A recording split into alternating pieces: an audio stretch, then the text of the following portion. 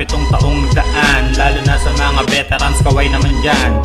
Gali, kamote, tegoy at mundo, lalo sa mga dalaga, oh pwede ba paboso? Ang daming maganda, pwede bengi isa. Kaso ang problema, binakura ng iba, tapos sinulot ng isa, kaya nagaway sila. Kaya laging equivalent, malaking problema. Huwag mag-alala, nandiyan si tripper kamote, tagapagtanggol ng babaeng inosente. Oops, inosente, oh inosente. Inosente sa umaga pero grabe sa gabi, kaya wag kukura pagsapit ng dilim. Diyan mo makikita ang babaeng malagim, naubod ng ganda, maputi man maitim, na pwedeng mahalin ngunit di pwedeng ang kinit. Bahay supsupan ng Pinoy, pitong taong umaapoy, isa sa pinakamatibay na tambayan ng Pinoy. Kung wala kang magawa, halika pasok mag-enjoy. Number 1 noon pa mang bahay supsupan ng Pinoy. Bahay supsupan ng Pinoy, pitong taong umaapoy, isa sa pinakamatibay na tambayan ng Pinoy. Kung wala kang magawa, halika pasok mag-enjoy. Number 1 noon pa man hanggang ngayon, tuloy-tuloy.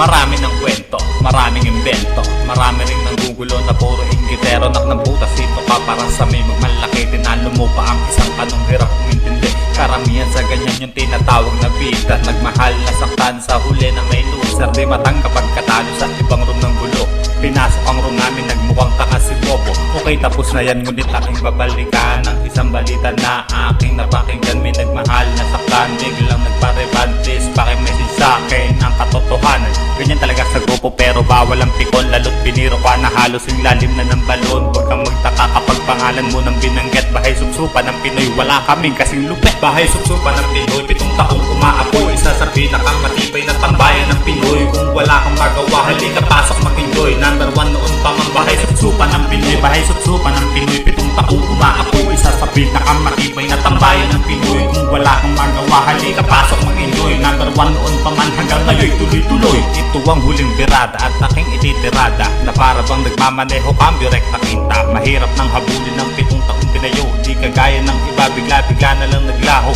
Salamat sa nagpatibay ng pundasyon, dahil kung wala kayo, walang inspirasyon. Katulad natin ay hagdanan, kayong unang hakbangan, kaya nalampasan ating mga pinagdaanan. Alam nating marami pang unos ang darating, tulad ng mga problema at matinding hinaing, na ngayon ay darating pa lang, kaya nang iresolba. Dahil sa mga nakaraan na mas matindi pa, marami kong salamat kung inyong pinakinggan. Pasensya na sa awit, di kasi ako pagalingan, hindi rin bihasa kagaya ng nakakarami. Basta importante ang BCP ako parati. Bahay supsupan ng Pinoy, pitong taong umaapoy, isa sa pinakamatibay na tambayan ng Pinoy. Kung wala kang magawa, halika pasok mag-enjoy. Number 1 noon pa mang bahay supsupan ng Pinoy. Bahay supsupan ng Pinoy, pitong taong umaapoy, isa sa pinakamatibay na tambayan ng Pinoy. Kung wala kang magawa, halika pasok mag-enjoy. Number 1 noon pa man hanggang ngayon, tuloy-tuloy. Bahay supsupan ng Pinoy, pitong taong umaapoy, isa sa pinakamatibay na tambayan ng Pinoy. Kung wala kang magawa, halika pasok mag-enjoy. Number 1 noon pa mang bahay supsupan ng Pinoy. Bahay supsupan ng Pinoy, pitong taong umaapoy, isa sa pinakamatibay na tambayan ng Pinoy. Kung wala kang magawa, halika pasok mag-enjoy. Number 1 noon pa man hanggang ngayon, tuloy-tuloy.